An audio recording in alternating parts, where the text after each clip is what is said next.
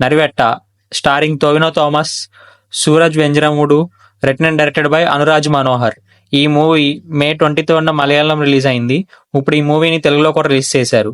ఈ మూవీ 2003లో జరిగిన true incident base చేసుకొని మూవీ తీశారు. ఫ్యామిలీతో చూడొచ్చా అంటే ఎస్ చూడొచ్చు. మూవీలో ఎలాంటి అడల్ట్ కంటెంట్ లేదు.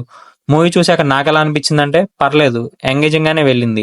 Full detail review positives and negatives లో మాట్లాడుకుందాం. కథ విషయానికి వస్తే హీరో ఒక మిడిల్ క్లాస్ అబ్బాయి. ప్రతి మిడిల్ క్లాస్ అబ్బాయికి ఒక డ్రీమ్ జాబ్ ఉంటుంది.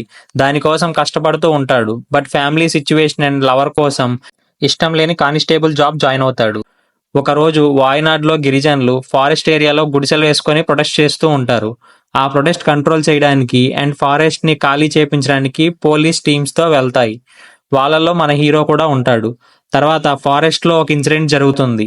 దాంట్లో కొంతమంది చనిపోతారు. అసలు వాళ్ళు దేనికోసం ప్రొటెస్ట్ చేస్తున్నారు, వాళ్ళ డిమాండ్స్ ఏంటి, ఫారెస్ట్ లో ఏం జరిగింది, ఎందుకు చనిపోయారు, ఎవరు చేశారు, ఇదంతా అనేది రిమైనింగ్ స్టోరీ. మన రివ్యూస్ ని అందరూ చూస్తున్నారు కానీ మన ఛానల్ ని ఎవరు సబ్స్క్రైబ్ చేసుకోవడం లేదు. మా ఎఫ్ఎఫ్ కి మీరు ఇచ్చే సపోర్ట్ అంటే సబ్స్క్రైబ్ చేసుకోవడమే. Please do subscribe our channel for more genuine videos. ఈ మూవీలో పాజిటివ్స్ వచ్చేసరికి మెయిన్ లీడ్ రోల్లో యాక్ట్ చేసిన టొవినో థామస్ గారి పర్ఫార్మెన్స్ చాలా బాగుంది.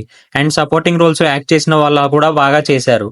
గిరిజనులాగా యాక్ట్ చేసిన వాళ్ళు పర్ఫార్మెన్స్ కూడా చాలా న్యాచురల్ గా ఉంది. మలయాళం మూవీ అంటే న్యాచురాలిటీ. వాళ్ళ మూవీని 90% న్యాచురల్ లొకేషన్స్ లోనే తీస్తారు.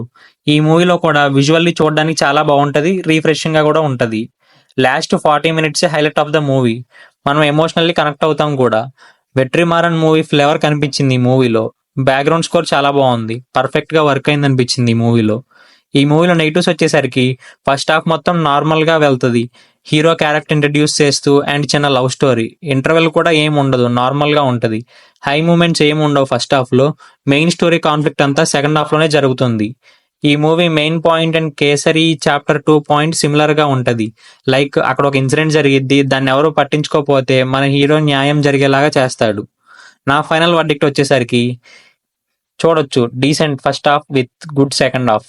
మూవీ నన్ను బాగా ఎంగేజ్ చేసింది. That's it for today. మళ్ళీ ఇంకో రివ్యూతో కలుసుకుందాం.